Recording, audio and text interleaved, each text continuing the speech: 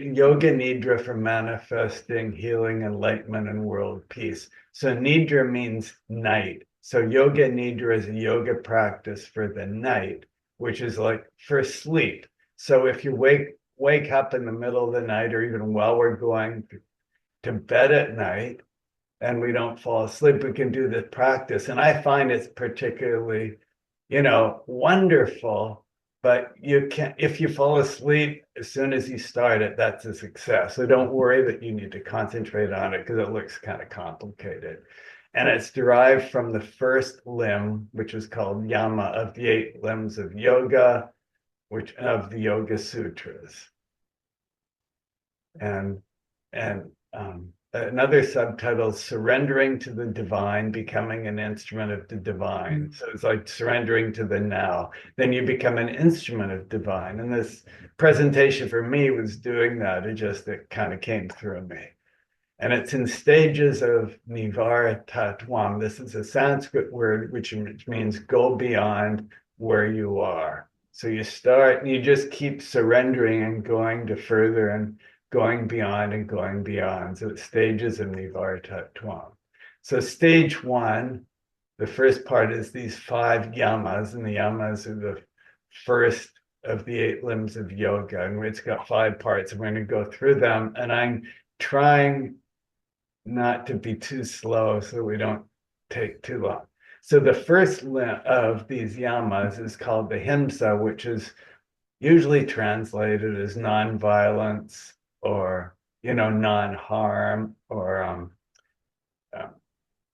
and we can think of that gets fulfilled through the concept of unconditional love. So this, and I'm just going through my understanding. And in Dorothy's words, it's being in the lap of God. So unconditional love for the source, for the creator, that's the fulfillment, or that fulfills ahimsa. And we can put, like, if we go to bed at night, these are stages. So if we go to bed, we lie down and we just feel that unconditional love for the creator, being in the lap of God. We can put our hands on our heart.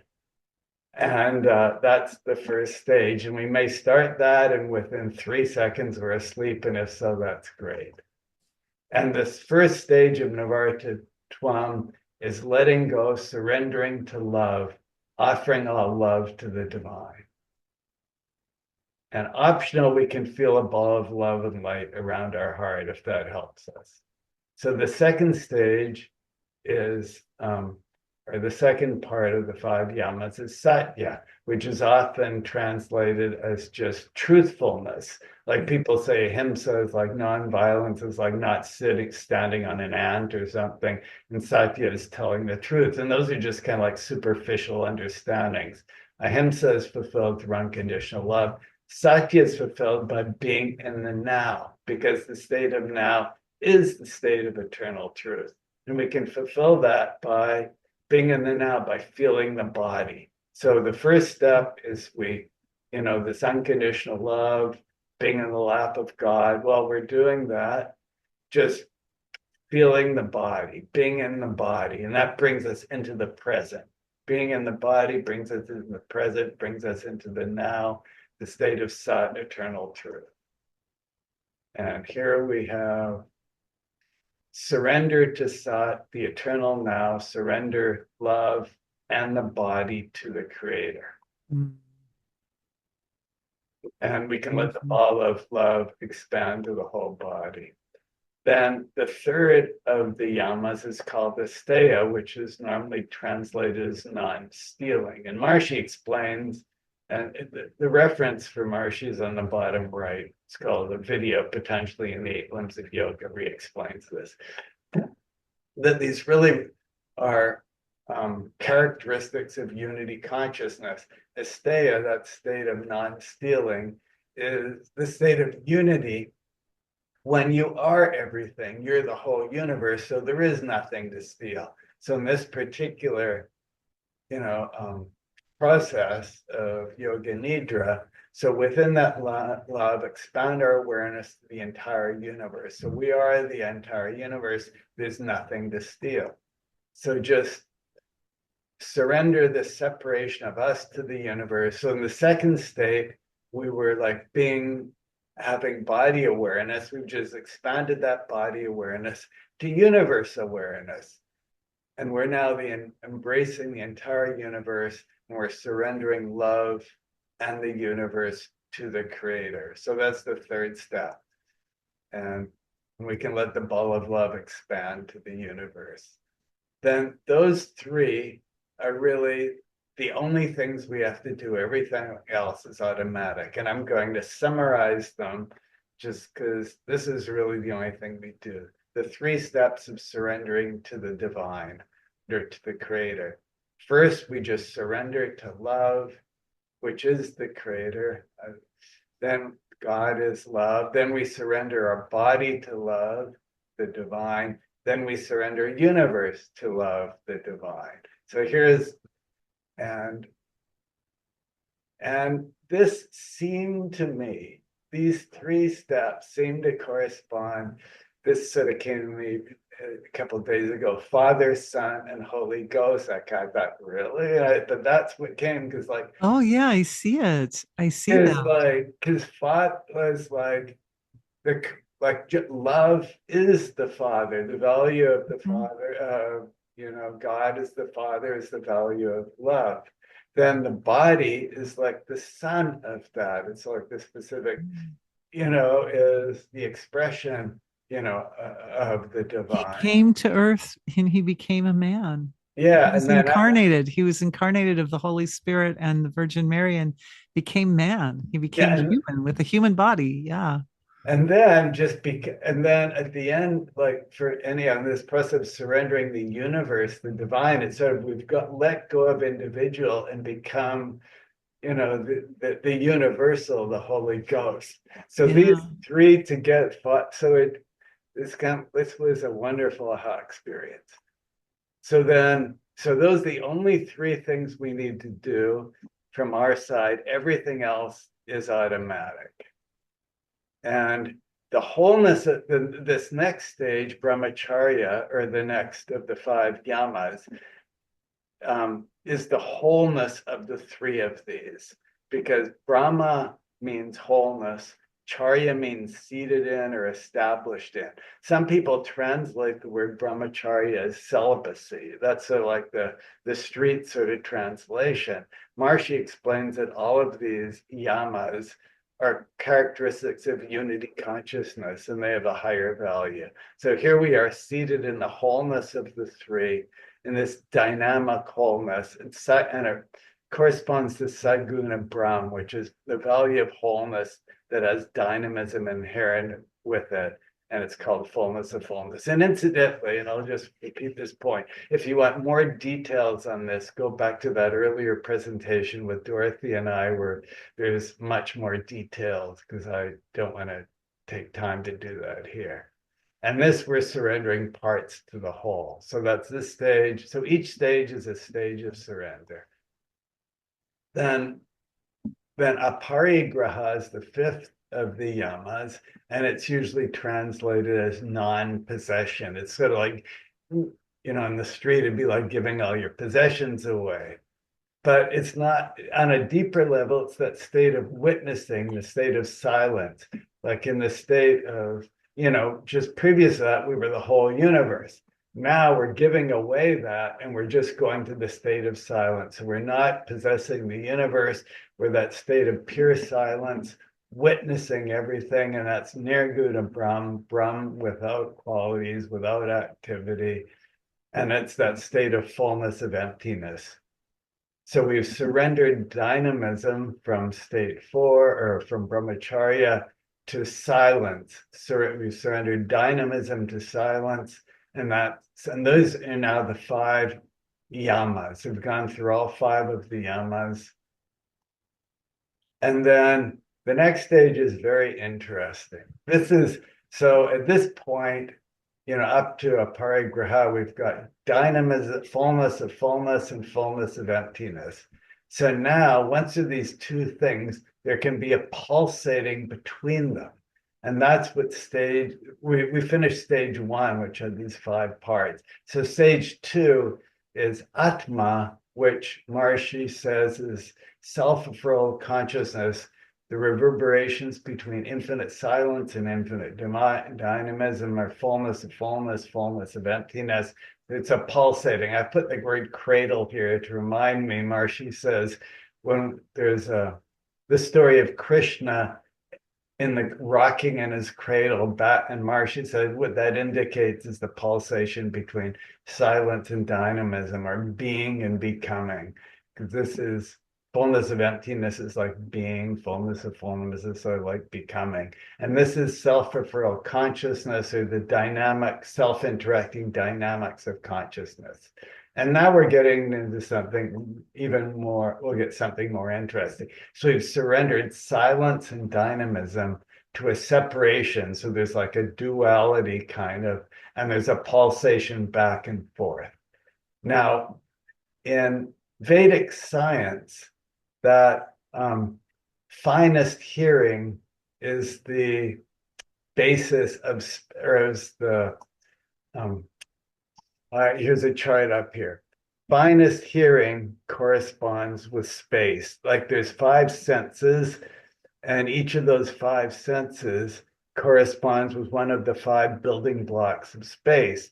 And it's the interesting thing is that Vedic science explains that subjectivity creates objectivity. So we first have the experience of finest hearing, and the finest objective perception creates space. So it's actually our subjectivity underlies objectivity. So in this particular case, the first of the 5 elements that has been created. So we just created the element of space as this reverberation, which is sort of like the quality of hearing. The finest sense of hearing was enlivened, was created as reverberations between these two, and the finest element or object of finest hearing is called space. We're creating, and there's another chart near the end where I'm going to go over this in more detail.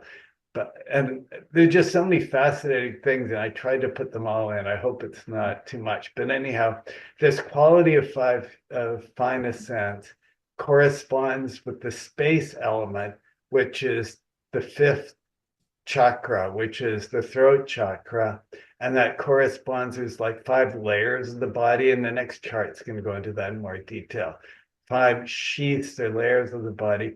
Dorothy's, I think, talked about that a little bit. And this is the particular kosha, is Anandamaya kosh, is the layer of bliss. And we're going to go into all these in the next chart. But just so he's like, see these. So we're going through this process. We went down to the state of silence. Now, within that silence, we're finding all this structure, and this structure is creating creation. And this is a process of manifestation, yoga nidra for manifesting. So we're kind of like going in, and we're going to manifest healing, enlightenment, and world peace. So it's going to be a 10-stage process. And this is like the first stage. So we've gotten down to silence, and now we're going through the part of manifesting. We might have had desire for world peace, happiness, healing. Somewhere up here, I had the word, here is the word healing in state 2, because healing's going to be naturally occur. We feel the body at this stage, and we start feeling sensations. So we're getting from that state of eternal love, we're becoming an instrument of divine, and we're starting to do healing for ourselves and for the entire universe. And here's the first stage, where it's occurring on the level of space. So that was a long thing. So these are the stages of manifesting, engaging all the subtle senses in sequence, and we're becoming an instrument of the divine, to create heaven on earth and heal ourselves.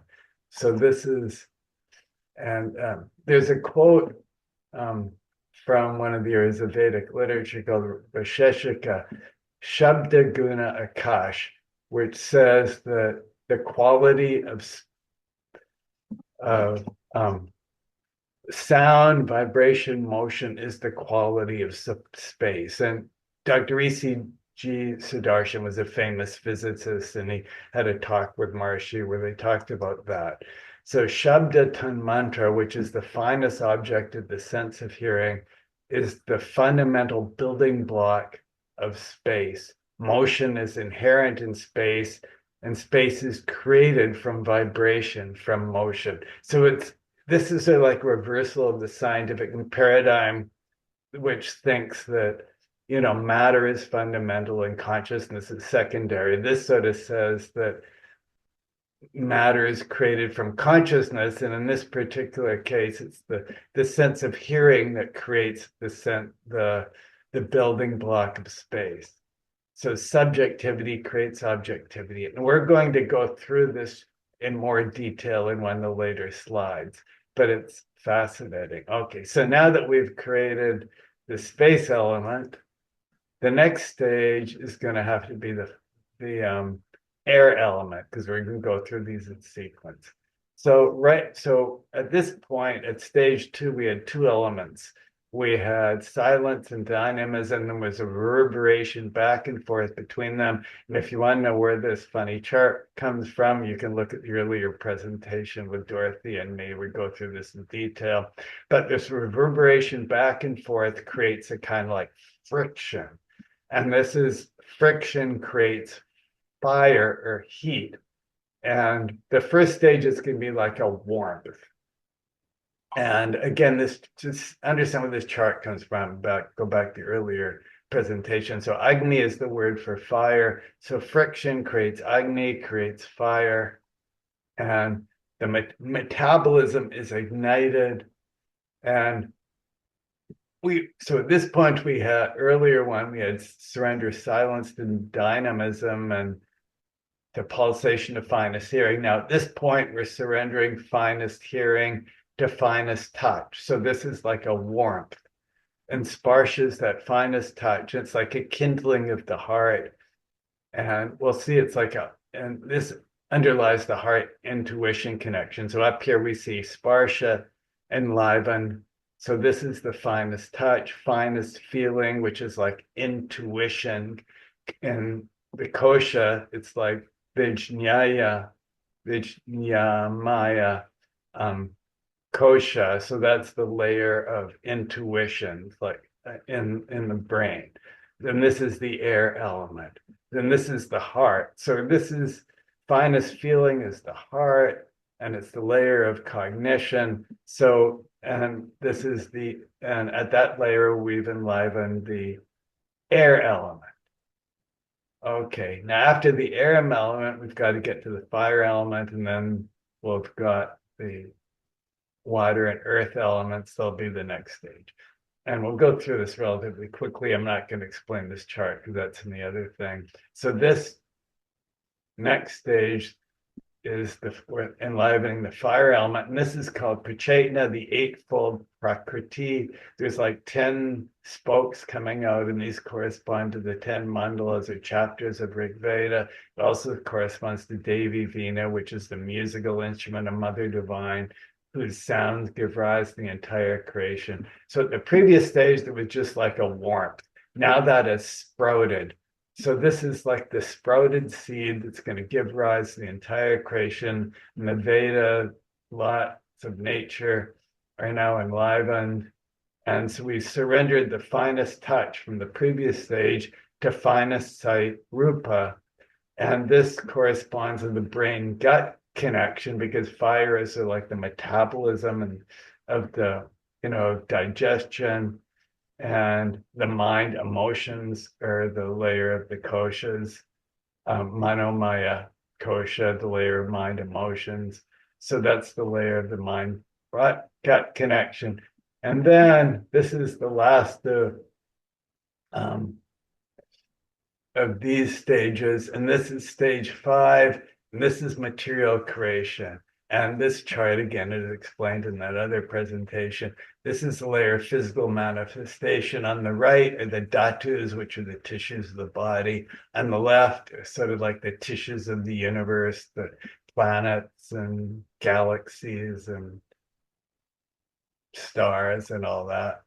So we've surrendered at this stage finest sight to finest taste and smell, called rasa and gandha. And at the bottom here, we sort of see we've enlivened the water element, and the earth element. So it is the most concrete element. So we've created the universe at this stage. So this is physical manifestation.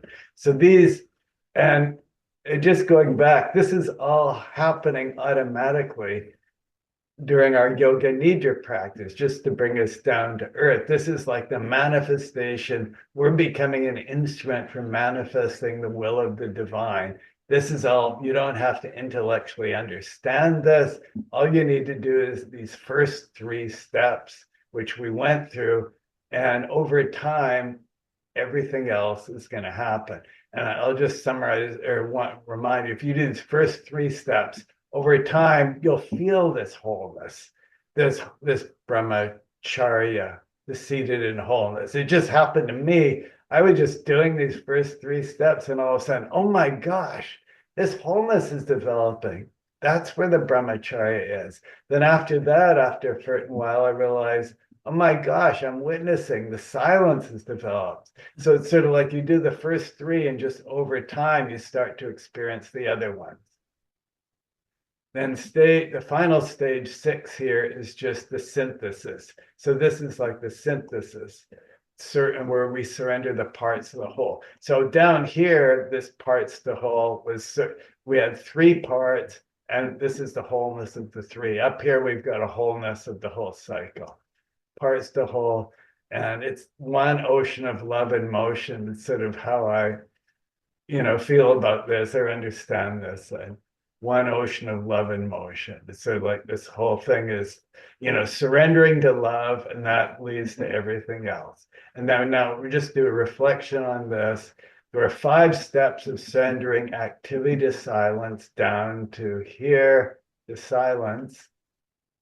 And then there were 4 more steps of serving activity within silence, all these unmanifest senses, which created creation, followed by 1 more step of synthesis at the top. So 5 steps down, 5 steps out.